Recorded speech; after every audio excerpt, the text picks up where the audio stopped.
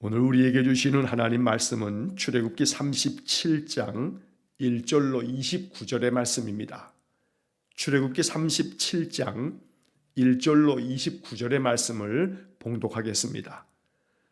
부살렐이 조각목으로 궤를 만들었으니 길이가 2규빗 반, 너비가 1규빗 반, 높이가 1규빗 반이며 순금으로 안팎을 싸고 위쪽 가장자리로 돌아가며 금태를 만들었으며 금고리 넷을 부어 만들어 네 발에 달았으니 곧 이쪽에 2고리요 저쪽에 2고리이며 조각목으로 채를 만들어 금으로 싸고 그 채를 궤 양쪽 고리에 꿰어 궤를 매게 하였으며 순금으로 속죄소를 만들었으니 길이가 2규빗 반, 너비가 1규빗 반이며 금으로 그룹 둘을 속죄소 양쪽에 쳐서 만들었으니 한 그룹은 이쪽 끝에 한 그룹은 저쪽 끝에 곧 속죄소와 한 덩이로 그 양쪽에 만들었으니 그룹들이 그 날개를 높이 펴서 그 날개로 속죄소를 덮었으며 그 얼굴은 서로 대하여 속죄소를 향하였더라. 그가 또 조각목으로 상을 만들었으니 길이가 2규빗, 너비가 1규빗, 높이가 1규빗 반이며 순금으로 싸고 위쪽 가장자리로 돌아가며 금태를 둘렀으며 그 주위에 손바닥 넓이만한 턱을 만들고 그 턱 주위에 금으로 태를 만들었고 상을 위하여 금고리 넷을 부어 만들어 네 발 위 네 모퉁이에 달았으니 그 고리가 턱 곁에 있어서 상을 매는 채를 꿰게 하였으며 또 조각목으로 상 맬 채를 만들어 금으로 쌌으며 상 위의 기구 곧 대접과 숟가락과 잔과 따르는 병을 순금으로 만들었더라. 그가 또 순금으로 등잔대를 만들 때 그것을 쳐서 만들었으니 그 밑판과 줄기와 잔과 꽃받침과 꽃이 그것과 한 덩이로 되었고 가지 6이 그 곁에서 나왔으니 곧 등잔대의 3가지는 저쪽으로 나왔고 등잔대의 3가지는 이쪽으로 나왔으며 이쪽 가지에 살구꽃 형상의 잔 셋과 꽃받침과 꽃이 있고 저쪽 가지에 살구꽃 형상의 잔 셋과 꽃받침과 꽃이 있어 등잔대에서 나온 가지 6이 그러하며 등잔대 줄기에는 살구꽃 형상의 잔 넷과 꽃받침과 꽃이 있고 등잔대에서 나온 가지 6을 위하여는 꽃받침이 있게 하였으되 2가지 아래에 한 꽃받침이 있어 줄기와 연결하였고 또 2가지 아래에 한 꽃받침이 있어 줄기와 연결하였고 또 다시 2가지 아래에 한 꽃받침이 있어 줄기와 연결되게 하였으니 이 꽃받침과 가지들을 줄기와 연결하여 전부를 순금으로 쳐서 만들었으며 등잔 7과 그 불집게와 불똥 그릇을 순금으로 만들었으니 등잔대와 그 모든 기구는 순금 1달란트로 만들었더라. 그가 또 조각목으로 분향할 제단을 만들었으니 길이는 1규빗이요 너비도 1규빗이라. 네모가 반듯하고 높이는 2규빗이며 그 뿔들이 제단과 연결되었으며 제단 상면과 전후 좌우면과 그 뿔을 순금으로 싸고 주위에 금태를 둘렀고 그 태 아래 양쪽에 금고리 둘을 만들었으되 곧 그 양쪽에 만들어 제단을 매는 채를 꿰게 하였으며 조각목으로 그 채를 만들어 금으로 쌌으며 거룩한 관유와 향품으로 정결한 향을 만들었으되 향을 만드는 법대로 하였더라. 아멘. 자, 조금 길지만 37장 전체를 오늘 읽었습니다. 자, 이 37장의 말씀 우리가 지금 읽었는데 이 말씀 안에는 이제 성막, 지성소와 성소 안에 들어가는 기물들에 대한 이 제작의 과정을 말씀하고 있습니다.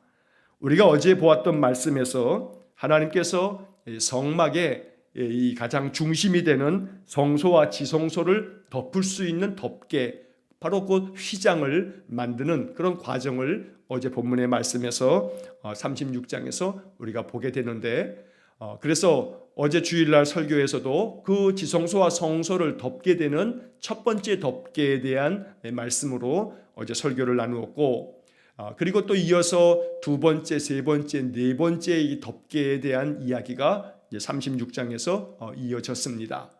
이렇게 덮개를 만들고 난 다음에는 그 다음에 성소와 지성소의 벽체 역할을 하고 있는 그런 벽을 만드는데 조각목으로 이것을 만들어서 벽을 세우고 그 조각목 위에 금으로 다 감싸서 거룩한 하나님의 지성소 성소의 벽을 만들게 됩니다. 그리고 지성소와 성소를 구분하는 또 휘장까지 만들었습니다. 여러 번 제가 말씀드렸지만 그 휘장은 지성소로 들어갈 수 없는, 오직 1년에 한 차례만 대제사장이 대속죄일에 들어갈 수 있는 이 지성소, 그래서 성소는 제사장들이 매일같이 들어가서 분향단에 향을 피우고 등잔대에 등불을 밝히고 안식일마다 진설병상에 떡을 올리는 그러한 이 성소 안에는 늘 날마다 제사장들이 들어갈 수 있지만 지성소에는 그렇게 빈번히 들어갈 수도 없었고 오직 대제사장만 들어갈 수 있었는데, 예수님께서 십자가에 달려 돌아가시면서 그 휘장이 찢어짐으로 이제 성소와 지성소 그 모든 막혀있던 담이 다 허물어지고 어떤 누구도 바로 하나님의 임재하신 그 지성소로 나아가는 그런 은혜를 얻게 되었다는 말씀을 제가 여러 번 말씀을 드렸습니다. 자, 이제 오늘 본문의 말씀에서는 바로 그 지성소와 또 성소, 벽체도 만들어졌고 덮개도 만들어졌으니까 이제 그 안에 들어갈 물품들을 이제 만드는 과정을 이야기하는 겁니다.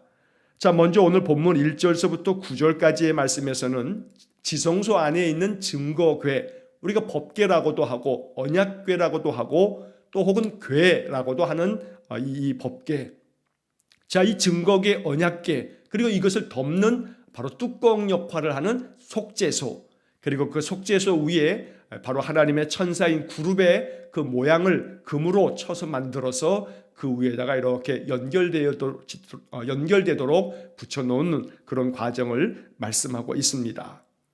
자, 그 다음에 10절 말씀부터 16절까지의 말씀에서는 성소 안에 있는 세 가지의 기구, 바로 진설병 상에 대한 이야기를 하고 17절에서 24절까지는 등잔대를 만드는 과정이 좀 더 길고 자세하게 설명이 되어 있습니다. 자, 25절에서 28절까지의 말씀에서는 이제 분향단을 만드는 그런 이야기가 기록되어져 있습니다. 자, 우리가 이렇게 이미 앞서서 하나님께서 시내산에서 모세에게 성막을 이렇게 만들어라 하면서 마치 설계도를 가르쳐 주시듯 쭉 말씀해 주셨던 내용들을 이미 한번 살펴보았습니다. 그래서 우리가 아침에 그림을 제가 쭉 보여드리면서 성막에 대한 이야기를 우리가 쭉 살폈는데, 지금 이렇게 36장서부터 이어지는 말씀은 그 설계도대로 하나씩 만들어가는 과정을 기록하고 있는 것이기 때문에 반복되어지는 그런 느낌이 분명히 있습니다. 자, 이렇게 반복되어지는 성막의 이야기를 우리가 이제 또 며칠, 이번 주 한 주간 동안에 만드는 그 제작 과정을 우리가 지금 보고 있는 건데, 이제 이번 한 주간 동안에는 이 성막에 대한 것을 다시 한번 정리하면서 이번에는 성막의 의미에만 좀 초점을 맞추면서 그것이 어떠한 모양으로 되어 있고 또 어떤 크기로 되어 있고 또 그 재료가 무엇이고 이런 것들은 이미 지난번에 한번 다 살펴본 것이기 때문에 이 성막의 의미가 오늘 우리들에게 어떤 의미가 있는 것인지, 우리가 이 성막에 대한 이야기를 이 출애굽기에서 읽으면서 이것은 오늘 나와는 아무런 관계가 없는 것인가? 절대 그렇지 않죠. 성막은 오늘 우리에게도 여전히 하나님께서 주시는 말씀이고 이 말씀에 담겨져 있는 분명한 영적 교훈이 있으며 이 말씀을 우리가 받으면서 이 속에 담겨져 있는 복음을 발견할 줄 알아야 합니다. 그래서 성막을 읽을 때마다 여기에 하나님의 은혜가 있고 약속이 있다는 사실을 기억해야 되고, 성막이라고 하는 것은 바로 예수 그리스도와 연결되어지는 그런 것이기 때문에 성막의 영적 의미를 우리가 잘 알아갈 때 이것이 신앙생활에 있어서 또 큰 영적 교훈이 되고 우리의 큰 의미가 되고 축복이 된다는 사실 또한 여러분 잊지 마셔야겠습니다. 자, 여러분 예를 들어서 자동차 운전을 하시는 분들은 아마 아실 이야기입니다. 여러분 자동차에 대해서 우리가 뭘 알겠습니까? 잘 모릅니다, 사실은. 여러분 엔진이 어떻게 만들어지는지 아십니까? 사실 모르죠. 엔진이 어떻게 작동되어지는지도 사실은 우리가 정확하게는 잘 모릅니다. 그 엔진 안에 뭐 이렇게 실리콘이 있고 그것이 어떻게 움직이고 또 뭐 기화 장치에 의해서 폭발이 되면 이것이 실린더가 계속 왔다 갔다 움직이면서 그것이 그 힘이 옆에 있는 축으로 연결되어져서 그 다음에는 바퀴가 이렇게 돌아가게 만들고, 이런 모든 기계적인 장치를 다 아는 사람이 사실은 몇 없습니다. 운전을 하는 사람 치고 자동차 안에 있는 모든 기계적인 장치가 어떤 재료로 만들어져 있고 어떤 모양을 가지고 있고 이것이 어떻게 작동되어지고 이런 것들을 세세히 아는 사람들은 거의 없습니다. 반면에 우리가 이 자동차에 대해서 꼭 알아야 할 것은 이걸 어떻게 운전하느냐, 사실은 이게 중요합니다. 물론 자동차에 대한 기본적인 상식들을 알고 있을 때 엔진 오일을 언제쯤 갈아야 한다, 어떻게 체크한다, 이런 몇 가지 중요한 사실들을 우리가 알고 있으면 되는 것이고 운전을 잘 할 줄 알면 됩니다. 브레이크를 밟으면 어떤 작동 원리에 의해서 브레이크가 작동이 되는지, 또 엑셀레이터를 밟으면 이 가속 페달을 밟을 때 어떻게 되는지, 우리가 여러 가지 많은 기계적인 원리나 장치는 다 모른다 할지라도 이것을 잘 운전하는 방법으로 안전하게 운행할 줄 알면 된다는 것이죠. 마찬가지로 성막에 대한 것을 읽을 때에도 같은 마음으로 여러분 이해하시면 됩니다. 오늘 이 37장을 읽으시면서 증거궤나 또 속죄소나 진설병상, 또 등잔대, 또 분향단, 이것들은 다 지성소와 성소의 안에 있는 하나님 만들어 놓으라고 명하신 그런 내용물들인데, 하나님이 왜 이것들을 만들어 놓으라고 하셨나? 그리고 이것의 목적은 뭔가? 하나님이 이것을 우리에게 주셨을 때 이 성막을 오늘 21세기에 우리 성도들이, 이 현대인들이 이 성막을 읽으면서 우리는 이 말씀에 어떻게 순종해야 되는가? 하나님께서 오늘 이 말씀이 지금 우리들에게도 효과가 있고 의미가 있는 복음이 되도록 하려면 이 말씀을 우리가 어떻게 해석해야 하는가? 바로 여기에 초점을 맞추면 된다는 겁니다. 어떠한 모양으로 되어져 있는지 구체적인 내용들에 대해서 우리가 설사 모른다 할지라도 증거궤는 어떤 역할을 하고 있는지, 우리에게 지금 이 증거궤와 속죄소는 어떠한 의미로 다가와서 이 말씀을 우리가 어떻게 이 말씀에 응답해야 하는지, 바로 여기에 초점을 맞추면서 이번 한 주 동안의 이 성막의 나머지 제작 과정을 통한 그런 영적 교훈을 우리가 며칠 동안 생각해 보려는 것입니다. 자, 첫 번째로 증거궤와 속죄소의 이야기가 1절부터 9절까지에 기록되어져 있습니다. 여러분, 이것은 지성소 안에 있는 그런 물건입니다. 그런데 먼저 지성소라고 하는 말 자체를 여러분 이해하셔야 됩니다. 자, 지성소의 지자는 지극할 지자지요. 그래서 지극한 정성, 뭐 그러지 않습니까? 이 지자는 아주 지극한, 아주 다함이 없는 그러한 것을 얘기하는데, 지극히 성소, 거룩한 장소, 이게 지성소입니다. 그런데 그 지성소라고 하는 것이 그 구약시대, 이 출애굽 시대에는 하나님이 만드신 이 성막의 가장 안쪽에 있는 그 작은 장소가 지성소인데, 오늘 이 현대를 사는 우리들에게 이 성막을 다시금 재현해서 만들어 놓고 지성소는 여기야 라고 하는 것은 별 의미가 없습니다. 왜냐하면 성소나 지성소나 이제 예수 그리스도께서 이 땅에 오심으로 어떤 특별한 장소가, 특정한 장소가 지성소가 아니고, 지성소는 바로 하나님이 임재하시는 곳이 지성소가 된다는 겁니다. 그래서 여기서 우리가 기억해야 할 지성소의 영적 의미는 여러분 창세기 28장 16절이 그래서 대단히 중요한 겁니다. 성막을 우리가 이해할 때 성막의 가장 중심은 지성소인데, 이 지성소, 지극히 거룩한 장소, 이 지성소를 생각할 때 우리는 창세기 28장 16절에서 바로 야곱이 자기 형 에서로 인해서 에서의 그 장자의 명분을 사서 아버지를 속여서 축복기도 받고, 형이 자기를 어떻게 하든지 아버지만 돌아가시면 죽이겠다는 마음으로 분노 가운데 있을 때 어머니 리브가의 말을 듣고 이제 피신을 하죠. 외삼촌의 집으로 이제 도망치듯 피신을 할 때, 야곱이 그렇게 도망치듯 피신하는 그때 한 들에서 이제 잠을 자게 됩니다. 돌을 가져다가 베개를 하고서 잠을 잘 때 하나님께서 사닥다리 환상, 바로 그 유명한 그 환상을 야곱에게 보여주죠. 이것이 창세기 28장에 나오는 이야기입니다. 자, 그런데 이렇게 환상을 보는 이 야곱이 잠에서 깨어나서 고백하는 말이 창세기 28장 16절에 나옵니다. 야곱은 이렇게 이야기합니다. 여호와께서 과연 여기 계시거늘 내가 알지 못하였도다. 여호와께서 과연 여기 계시거늘 내가 알지 못하였도다. 그러면서 이 야곱은 바로 자기가 누워서 잠들었던 바로 그곳, 하나님께서 꿈으로 환상을 보여주셨던 바로 그곳을 베델, 하나님의 집이라고 부릅니다. 자, 여기서 우리들은 여호와께서 과연 여기 계시거늘 내가 알지 못하였도다. 여러분, 이 말씀을 언제나 여러분 입에서 되풀이하시면서 여러분들의 신앙 고백이 될 수 있도록 그렇게 늘 말씀이 우리 속에 거하여 있기를 축복합니다.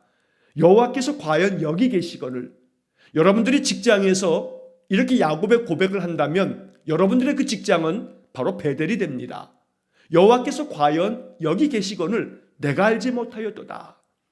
늘 우리가 머무는 그곳에 여호와께서 거기 계시면 거기가 바로 지성소가 된다는 겁니다. 그러므로 지성소는 어떠한 특정한 장소가 아니라 하나님께서 거하여 계시는 곳, 하나님이 임재하여 계시는 곳, 그곳이 가장 거룩한 지성소가 됩니다. 자, 그렇다면 하나님이 거하시는 곳, 임재하시는 곳이 어디인가? 그것은 다름 아닌 내가 말씀을 받는 그곳이 하나님이 거하시는 지성소가 되는 겁니다.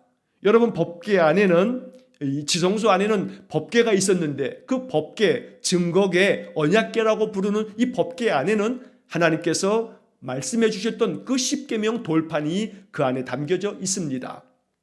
바로 법궤는 하나님께서 우리에게 주시는 명령, 하나님께서 우리에게 주시는 약속의 말씀들이 곧 법궤인 겁니다. 그러므로 가장 거룩한 지성소에 놓여져 있는 이 증거궤, 법궤는 하나님의 법, 하나님의 말씀을 이야기하는 것입니다. 그러므로 내가 어디에 있든지 하나님의 말씀을 받는 그곳이 지성소가 된다는 것입니다.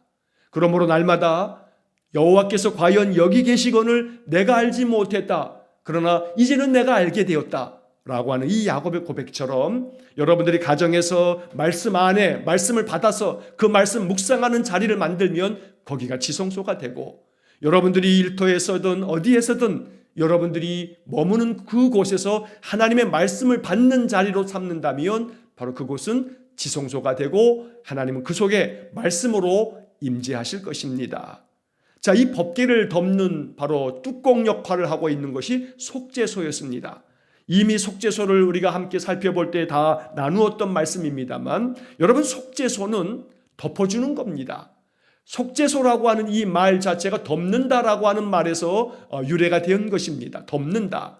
그래서 밑에 있는 궤를 덮는 뚜껑이 되는 거지요. 자, 이 덮어주는 은혜가 바로 속죄소 안에 있는 겁니다. 또 이 속죄소라고 하는 이 원래 히브리 말에는 덮는다라고 하는 말에서 유래가 되었으며, 동시에 이 말은 사한다, 용서한다 라고 하는 의미도 같이 포함되어져 있는 그런 단어라고 이미 제가 몇 주 전에 말씀을 드렸지요. 자, 속죄소를 통해서 우리는 하나님께서 덮어주시는 은혜를 베푸신다는 것을 늘 기억하며 이 약속의 말씀을 믿으며 사는 겁니다. 그 속죄소 그 뚜껑 위에는 두 개의 그룹을 만들어 놓습니다. 두 개의 그룹이 양쪽 끝에서 날개를 이렇게 펴가지고 서로 마주보면서 이렇게 덮어주는 것이 바로 속죄소의 모양입니다. 그룹은 하나님의 천사, 곧 하나님 자신을 이렇게 상징적으로 표현하고 있는 말씀인데, 하나님께서 바로 날개를 펴셔서 우리의 인생의 삶을 바라보시며 바로 덮어주고 계신다라고 하는 겁니다. 덮어주는 은혜가 바로 하나님의 사랑이며 하나님의 약속입니다. 오늘도 하나님께서 우리의 인생을 덮어주시는 은혜로 감싸 안아주실 겁니다. 그러므로 지성소의 이 속죄소를 생각하실 때마다 나의 모든 죄를 덮어주시고, 나의 모든 연약함도 덮어주시고, 나의 믿음 없음도 덮어주시고, 나의 모든 약한 것도 덮어주시고, 상처와 아픔도 덮어주시고, 항상 하나님은 마치 그 부모가 어린 자녀를 늘 품에 안아주시고 덮어주는 것처럼 하나님은 우리를 그렇게 사랑하여 주시고 덮어주시는 은혜로 늘 우리를 살펴주신다는 겁니다. 그래서 늘 속죄소를 늘 경험할 수 있는 그런 복된 삶이 되시기를 간절히 축원합니다. 오늘 하루를 사는 동안에도 마음 상할 일 많고 마음 괴로운 일 많고 답답하고 한숨 쉬며 우리의 마음 괴로움이 많을 때에 하나님 속죄소의 은혜를 내게 주십시오. 하나님 주의 날개의 그늘 아래 나를 품어주십시오. 덮어주십시오. 속죄소의 은혜를 내가 경험하기 원합니다. 나의 삶의 자리에 속죄소의 그 은혜를 베풀어 주십시오. 이러한 기도로 하나님께 나아가는 것, 바로 이것이 지성소에서 법궤와 속죄소를 만나는 그런 은혜가 된다는 것입니다. 자, 그 다음에 이어지는 본문의 말씀 10절서부터 16절까지의 말씀은 진설병 상을 제작하는 이야기가 나옵니다. 우리가 앞서서도 진설병 상에 대한 말씀을 들을 때도 이야기를 몇 차례 했습니다만, 여러분, 진설병이라고 하는 것은 진설이라고 하는 것은 베풀어서 설치한다는 거지요. 그리고 상이라고 하는 것은 말 그대로 상입니다. 상, 밥상, 책상, 이게 상입니다. 자, 하나님께 베풀어 놓는 상입니다. 거기에 병이라고 하는 떡병입니다. 떡을 말하는 겁니다. 떡을 베풀어 놓기 위해 만들어 놓은 상, 이게 진설병 상이 된다는 겁니다. 자, 그래서 이 진설병 상의 영적 의미는 오늘 우리는 이 진설병 상을 무엇으로 만나는 것이냐면 이건 역시 마찬가지로 예수 그리스도의 말씀으로 만나게 되는 겁니다. 진설병 상이나 또 그 앞에 놓여져 있는 등잔대는 예수 그리스도를 상징하는 겁니다. 자, 그래서 우리는 진설병 상 그러면 우리의 마음속에 가장 먼저 떠올라야 할 말씀은 요한복음 6장 35절입니다. 예수께서 이르시되 나는 생명의 떡이니 내게 오는 자는 결코 줄이지 아니할 터이요 나를 믿는 자는 영원히 목마르지 아니하리라. 요한복음 6장 35절의 말씀입니다. 여러분, 이 말씀 기억하셔야 합니다. 예수님께서 말씀하십니다. 나는 생명의 떡이다. 그래서 내게 오는 자는 결코 줄이지 아니할 것이고 나를 믿는 자는 영원히 목마르지 아니하리라 말씀하십니다. 그래서 우리는 날마다 주님께로 나아가는 겁니다. 내게 오는 자는 결코 줄이지 아니할 거다. 굶주리지 않을 거고 목마르지 않을 거다. 왜냐하면 내가 생명의 떡이기 때문에. 자, 이 말씀 앞에서 우리는 늘 주님께로 나아가는 심정으로 예배하는 겁니다. 꼭 이렇게 공적 예배 시간에 우리가 이렇게 몇 시간, 한 시간 또 몇십 분 이 예배하는 시간만이 예배가 아니고 여러분들이 삶의 자리에서 주의 이름을 부르는 곳이 바로 그것이 예배임을 고백하시기 바랍니다. 여러분들이 이렇게 공적으로 함께 우리가 대면 비대면으로 예배하는 이 시간이 예배의 시간이면서 동시에 여러분들이 생활 속에서 여러분들의 삶을 통해서 생활이 예배가 되어지는 그런 은혜를 늘 누리며 살아야 합니다. 하루하루 일상 속에서 늘 주님의 이름을 부르며 입술에 찬송이 흐르면서 한마디 한마디 짧은 그런 기도를 올리면서 감사한 마음으로 내 옆에 주님이 계시듯이 주님과 함께 교통함을 가지며 인생을 살아가는 것, 바로 이것이 하나님의 말씀 생명의 떡이신 예수 그리스도와 함께하는 삶이 된다는 겁니다. 이 생명의 떡으로 오신 예수님은 당신을 우리 자신에게 내어주셨습니다. 그러므로 우리는 예수 그리스도를 이 생명의 떡, 바로 진설병 상을 통해서 만나게 되는 겁니다. 자, 등잔대의 이야기가 이제 그 다음 17절부터 24절까지 이어지게 됩니다. 자, 여러분, 등잔대에 대한 말씀을 드릴 때에도 이것도 예수 그리스도를 상징한다. 그래서 진설병 상이나 등잔대는 곧 예수 그리스도다.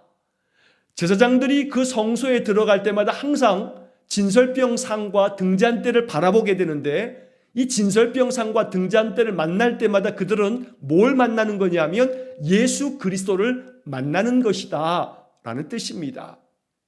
그래서 예수님께서는 요한복음 8장 12절 말씀에서 이렇게 말씀하시죠. 예수께서 또 말씀하여 이르시되 나는 세상의 빛이니 나를 따르는 자는 어둠에 다니지 아니하고 생명의 빛을 얻으리라.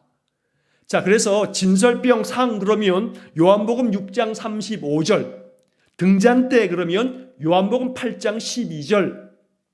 여러분, 이 두 개의 구절을 잊지 말고 기억하시기 바랍니다. 메모를 좀 해놓으셨다가 항상 진설병상, 그러면 생명의 떡으로 오신 요한복음 6장 35절. 자, 등잔대, 그러면 세상의 빛으로 오신 요한복음 8장 12절.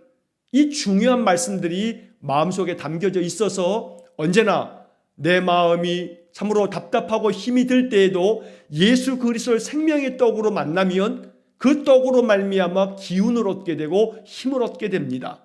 세상의 빛으로 오신 예수님을 늘 마음속에 사모하면 내 마음에 어둠이 사라집니다.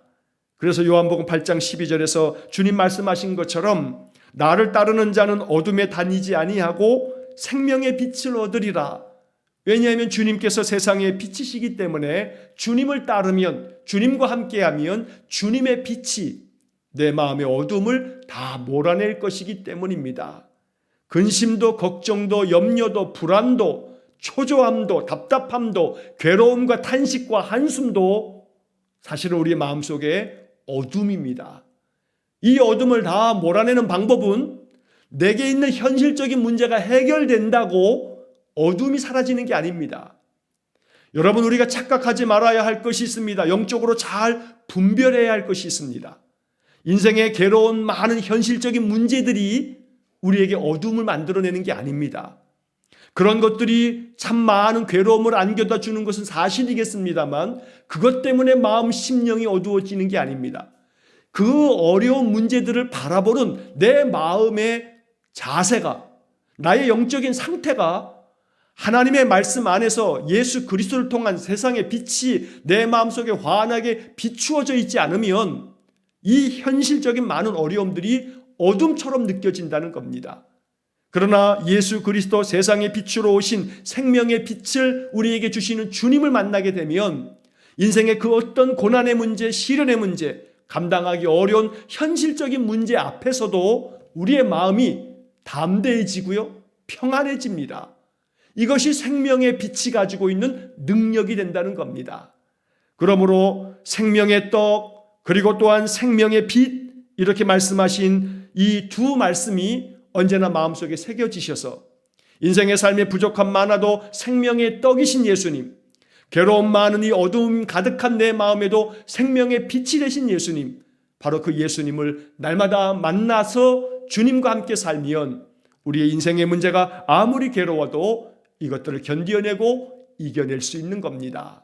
그리고 성소 안에 이제 마지막으로 만들어가는 25절서부터의 이어지는 말씀에서는 분향단을 만듭니다. 향을 피우는 그런 단을 만드는 것이지요. 자, 분향단에 대한 말씀을 우리가 나눌 때 여러 차례 말씀드렸습니다만 분향단 하면 여러분 기억하셔야 할 것이 요한계시록 5장 8절입니다. 요한계시록 5장 8절에서 향이 가득한 금 대접을 24장로가 가지고 하나님 앞에 나아갑니다. 그래서 이 향이 가득한 금 대접을 가졌으니 이 향은 성도의 기도들이라. 분향단은 성도가 하나님께 올려드려야 할 기도를 상징하는 겁니다. 그러므로 우리는 늘 제사장들이 분향단 이 앞에서 향을 피워서 하나님께 올려드린 것처럼 날마다 내 마음 중심의 기도를, 많은 중보의 기도를 하나님께 올리며 살아야 하는 겁니다. 이것이 성도의 삶입니다. 우리는 이 성소 지성소를 통해서 날마다 하나님 만나야 한다. 예수 그리스도를 만나야 한다. 주님을 만나서 주님과 함께 사는 삶이야말로 우리 인생의 참된 가치요, 이것이 축복이다 라고 하는 것을 잊지 말아야 합니다. 오늘도 주님 만나는 은혜를 누리시기를 축복합니다. 주님의 말씀을 통해서 주님을 만나고 주님 앞에 기도함을 통해서 주님 만나고 생명의 떡이시며 생명의 빛을 주님으로부터 공급받는 복된 하루가 되시기를 간절히 축원합니다. 아침마다 이렇게 예배할 때마다 생명의 떡 예수님, 생명의 빛을 주시는 그 예수님을 우리 마음 깊이 만나면서 내 안에 임재하여 계신 임마누엘 예수님을 믿음 안에 고백하시면서 오늘도 우리 주님 주시는 생명을 누리시는 복된 하루가 되시기를 주의 이름으로 간절히 축원합니다. 기도하겠습니다. 사랑과 자비가 풍성하신 하나님, 우리에게 출애굽기의 말씀을 통해서 성막을 가르쳐 주시니 감사합니다. 지성소에서 성소에서 주님을 만나는 은혜가 있길 원합니다.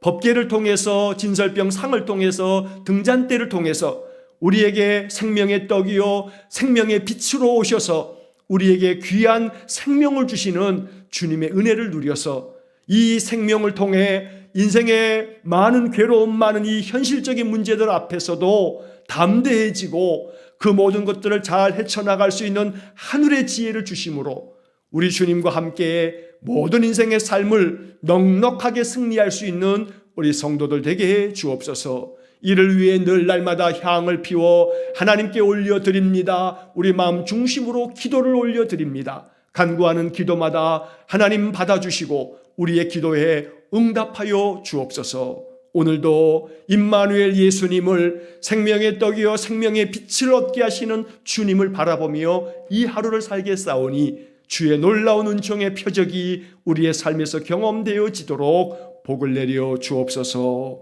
예수님 이름으로 기도하옵나이다. 아멘. 우리 구주 예수 그리스도의 은혜와 하나님 아버지의 극진하신 사랑과 성령의 교통하심이 지성소와 성소에서 우리 주 예수 그리스도를 만나 여호와께서 과연 여기 계시다 고백하며 날마다 나의 모든 삶의 자리에서 우리 주님 주시는 생명의 떡, 생명의 빛으로 인생의 삶에 하나님 주시는 복을 더 풍성하게 누리며 살기를 소망하며 기도하는 머리 숙인 귀한 성도들 위해와 저들 가정과 온 가족들 위해 우리 성도들의 모든 인생의 삶 속에 이제로부터 영원토록 함께 하시길 간절히 축원하옵나이다. 아멘.